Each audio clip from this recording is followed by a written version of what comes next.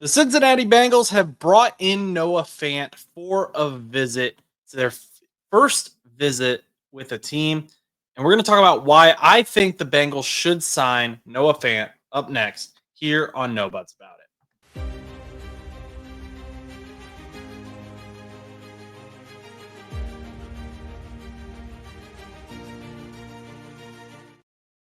What's up, everyone? It is Josh here from No Buts About It. Thank you so much for tuning in.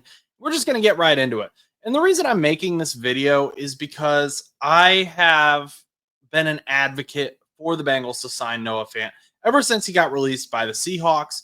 You can go back to the video I talked about where the Bengals made a ton of moves over the last weekend. I mentioned at the end of that video that I wanted the Bengals to, kick the tires on Noah Fant.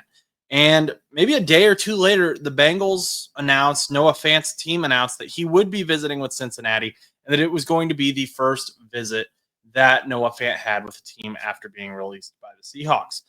Now, I've seen a lot of people on Twitter supporting this move, that they want Noah Fant brought in. They want him signed.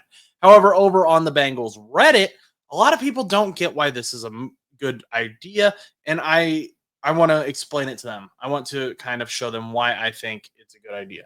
Now, first of all, Noah Fant wasn't released for being bad. The Seahawks were very appreciative of his services. They posted this photo. He was part of the trade where the Broncos received Russell Wilson.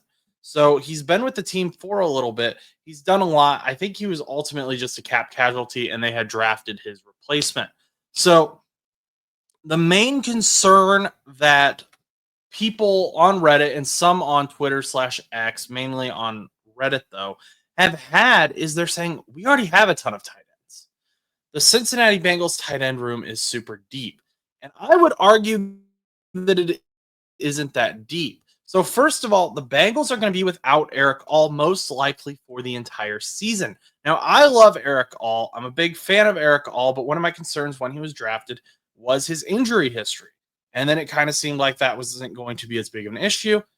And then, of course, it reared his ugly head. Now, Eric All is out for his second season, so we don't have him. The next part is not all tight ends are the same. And I think Noah Fant coming in would provide something that both Drew Sample and Mike Gisecki don't really provide. Those are our two main tight ends that we see. And that is balance. So Mike Gisecki, if you look at him, yes, he's listed as a tight end, but the way he plays is as a giant wide receiver. He doesn't line up in line a lot. Whereas Drew Sample primarily lines up in line. He's primarily a blocker. Yes, he'll go out for a catch every so often, but primarily he is a blocker. And we need someone who can do both, so that if maybe on third and short, we want to confuse the defenses so they don't really know what we're doing. If Mike Gesicki's on the field, it tends to be a pass. If Drew Sample's on the field, you know that he's most likely going to be blocking. And so I went through and I looked at all of the Bengals tight ends last season. Mike Gisecki had 65 inline snaps, 84 blocking snaps for 16.1% of his total snaps. Now let's look at Drew Sample. Yeah, that elevates.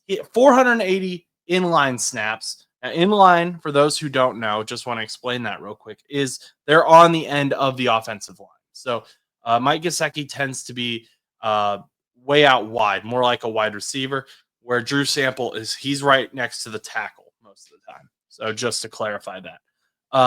394 blocking snaps, which was 60.2% of his snaps. Now, Eric All Jr., who again is not available this season, he had about the most balance of everyone on the team who played significant snaps. 115 inline snaps, 123 blocking snaps for 53.2% of his snaps being blocking snaps.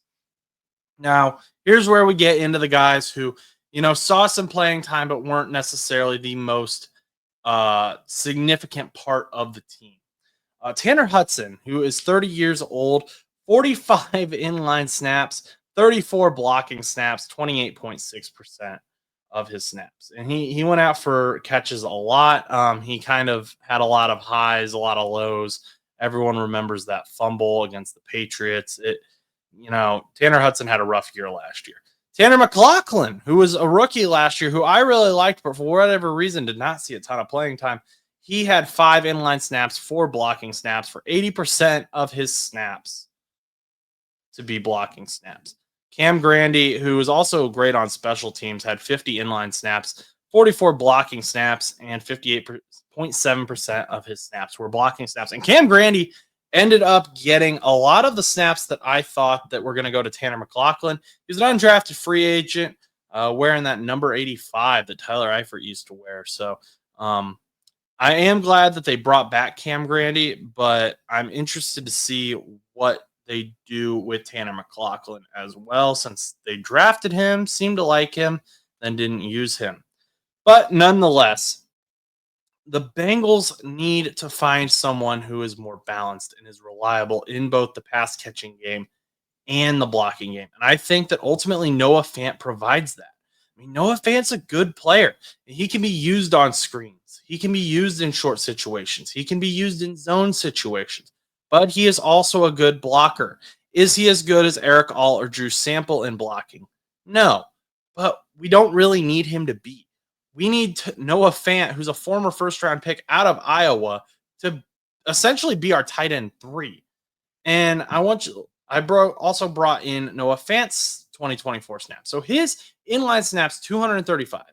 Blocking snaps, 151 of 26.1% of his snaps. He had 48 receptions for 500 yards and 1 touchdown last season. So not huge, immaculate numbers by any means. I'm not saying he's going to change the game. However, look at this.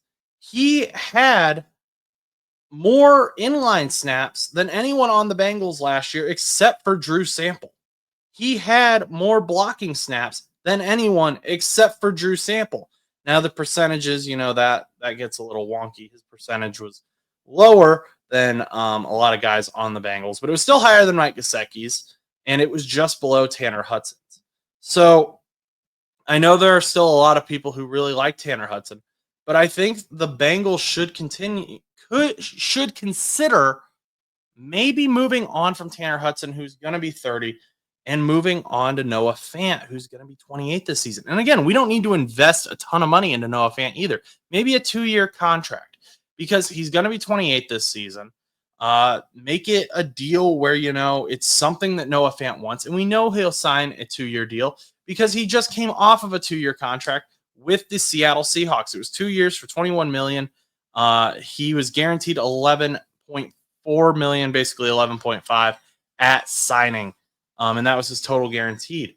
And this isn't going to affect. The other thing I've seen is people are saying it's going to affect the Trey Hendrickson and Shamar Stewart deals. It has nothing to do with that. This money has nothing to do with that. Shamar Stewart's money is already, set. It's just a matter of contract wording. Trey Hendrickson, the Bengals, even if they signed Noah Fant, would still be able to sign Trey Hendrickson and like 3 other guys. Probably. So don't worry about Trey Hendrickson. Obviously, I want Trey Hendrickson to stay.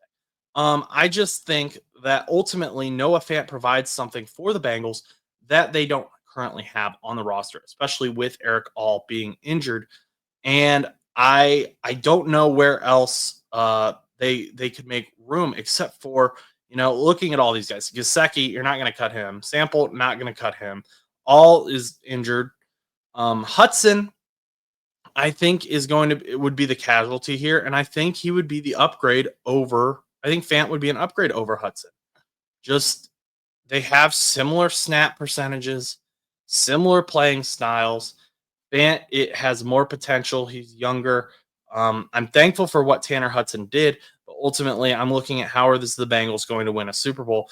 Depth wins championships along with defense. And if we can improve that tight end depth, which is not as good of a room as what a lot of fans think it is, then we could win a championship. I just think Noah Fant is the way to go. That's my argument. You could say, why don't you cut Tanner McLachlan? He hasn't seen the light of day yet, really. I really like him, to be honest. And also, I think he's got a lot of untapped potential. Maybe the Bengals do go that route, and I could understand why they would cut him. But also, he's only in his second year, and they brought him in for they drafted him for a reason. So I don't see that happening.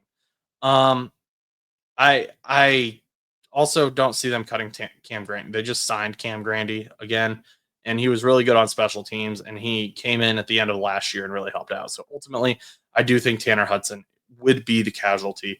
But let me know what you think down below. I just wanted to hop on here real quick and, give my argument for Noah Fant and why the Bengals should chase after him. A couple of housekeeping things. I said at that other video, I said that I was trying to get Shamar Stewart's agent on, and I'd been talking with him, and we had been, and then he ghosted me. And you know what? He ghosted everyone. He ghosted a lot of accounts bigger than me. I'm not saying that to bash him. I'm just saying that so that I don't want you guys thinking I clickbaited you, because I didn't. Something weird is just going on with that situation. I still have that invitation out there. I'd love for Zach Hiller to come on and explain his side of things with Shamar Stewart, because the Bengals have kind of, put their side out there. That invitation is still out there if he wants to accept it. I can't make him do anything, though. Also, you may have noticed this hat. We got No Buts About It merch. I'm working on a few housekeeping things. I'm for just real teeny tiny finishing touches, but you'll be able to get No Buts About It merch soon. I don't want anyone to feel obligated to buy, but it does help the cause. It helps what we're trying to do here: spread positively, spreading knowledge about football. And I'm going to have those prices as low as possible, because I know a lot of people don't have a ton of money to spend on things like that right now. But I appreciate any support you can give. And that includes liking this video, commenting below what you think the Bengals should do with their tight end room, and of course, leaving a subscription. So until next time, I'm Josh Butts with No Buts About It. Go do something nice for someone.